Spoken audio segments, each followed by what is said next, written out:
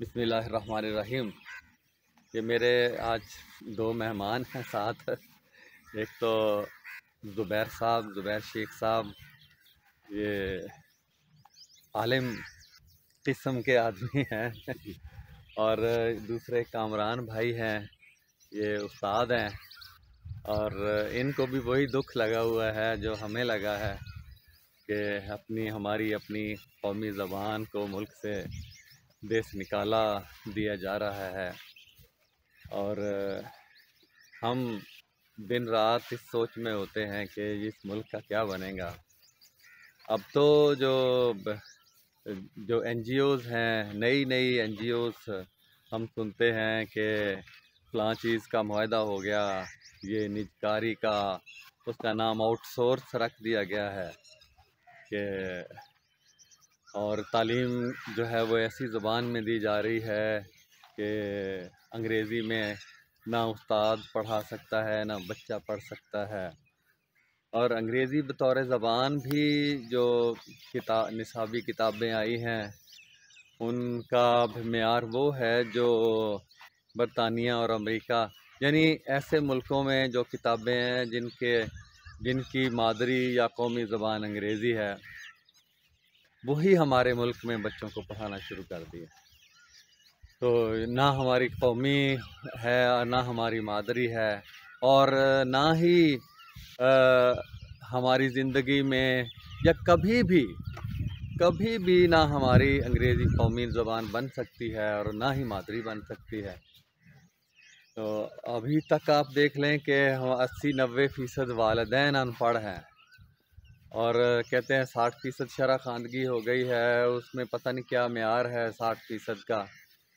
تو آج سے جو 25 سال پہلے ہم سنتے تھے کہ یہ جناب 2 کروڑ بچے اسکولوں سے باہر ہیں پنجاب میں، اور اب 3 کروڑ، اب اس سے بھی زیادہ ہو گئے، تو کوئی پوچھنے والا نہیں ہے۔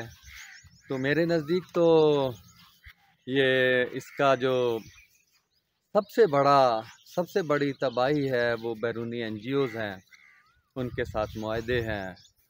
معاہدے کرنے والے جو لوگ ہیں وہ ان میں ایک تو یہ ہے کہ وہ محب وطن نہیں ہیں، اور معاہدے کرتے وقت بھی جس کو تعلیم و تعلم کا پتہ نہیں ہے، اس کی نزاکتوں کا نہیں پتہ، نصاب کا نہیں پتہ، ان کو آگے کر دیا جاتا ہے معاہدے کرنے کے لیے۔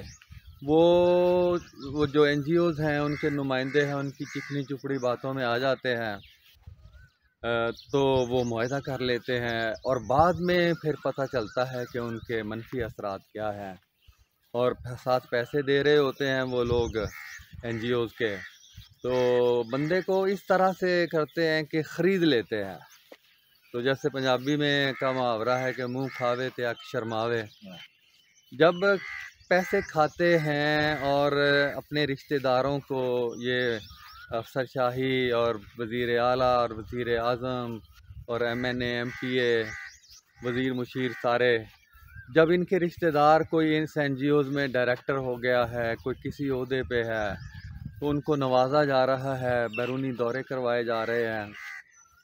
ایک تو وہ جو ہے نا، جو ہم اپنی آنکھوں کے سامنے دیکھتے ہیں کہ اس کے عوض وہ نصاب میں تبدیلیاں کیسی کرتے ہیں کہ نہ استاد پڑھا سکے نہ بچہ پڑھ سکے، والدین الگ سے پریشان، اور تعلیم مفت کا جو آئین میں دیکھیں، میں کہتا ہوں آئین پاکستان پر اگر صحیح طریقے سے عمل ہو جائے تو ہمارے سارے مسائل حل ہو جاتے ہیں، تعلیم کے مسائل بھی۔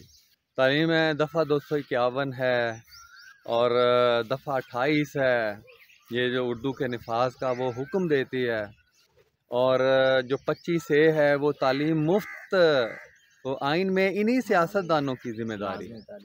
لازمی تعلیم ہے 5 سے 15 سال تک کی عمر، 16 سال تک کی عمر، یعنی میٹرک تک کی۔ اب آؤٹ سورس آپ کر رہے ہیں یہ پچھلے 25 سالوں سے، بلکہ اس سے بھی زیادہ، یہ آہستہ یہ کام جاری ہے، اور اب خدا حافظ کا سما ہے۔ اب ہمیں تعلیم ہے، صحت ہے، ساتھ ہی تعلیم اور صحت دو ایسی چیزیں ہوتی ہیں جو ہر ریاست جو ہے وہ اس کی ترجیح ہوتی ہے اور مفت ہوتی ہے، لیکن یہاں وہی دو چیزیں جو ہیں یہ بالکل اس طرح سے عوام کی پہنچ سے دور۔ اب آپ دیکھیں کہ یہ جو نجکاری ہے اس میں یہ کیا بچے ہمارے جو ہم گاؤں میں رہتے ہیں جہاں سے ہم چل رہے ہیں، یہ ہائی اسکول ہے ہمارے گاؤں کا، تو یہ جو ہے بچے کیا بڑی مشکل سے روٹی پوری کرتے ہیں۔ والدین، کسی نے 4 بکریاں رکھی ہوئی ہیں، اس کی زمین نہیں ہے تو وہ لوگ کھیتوں سے گھاس کاٹ کے لاتا ہے اور اپنے بچوں کو بڑی مشکل سے روٹی کھلاتا ہے۔ کیا پرائیویٹ اسکولوں کی فیس وہ دے سکتے ہیں؟ اور میرے ذہن میں یہ چلتے جاتے ہیں نا، کوئی نہیں، تو میرے ذہن میں ایک بات آ رہی ہے کہ یہ دیکھیں نجکاری تو یہ کر رہے ہیں، اس کے اثرات پھر یہ کہتے ہیں یہ کم سے کم تنخواہ جو ہے وہ 37,000 ہے۔ کہاں ہے؟ کس دنیا میں ہے؟ کس پاکستان میں اس پر عمل ہو رہا ہے؟ اب ہمارے اسکول میں، اس گاؤں میں بھی ایک پرائیویٹ اسکول ہے، اس میں بچوں ایسے جو ثانیہ بیچاری پڑھاتی ہیں وہ 5-6 گھنٹے 7 گھنٹے لگاتار، ان کو 4,000 اور 5,000 سے زیادہ نہیں ہے۔ شہروں میں چلے جائیں 10 سے زیادہ نہیں ہے، حد کہیں 15-20، بڑے بڑے جو نامی گرامی ہیں 15-20 ہزار سے زیادہ ان میں نہیں ہے، ہو سکتا ہے کہیں زیادہ ہو۔ تو اگر تو دیکھیں، اگر فیس یہ جو 4,000-5,000 دیتے ہیں، یہ استاد کو 10,000 دیں تو بچے کی فیس اگر 1,000 ہے یا 1,500 ہے تو فیس تو 3 گنا ان کو کرنی پڑے گی۔ پھر اگر استاد کو تنخواہ زیادہ دیتے ہیں تو فیس ظاہر ہے کہ 15 ان کو اتنے کئی گنا زیادہ کرنا پڑے گی۔ کیا یہ قابل برداشت ہے؟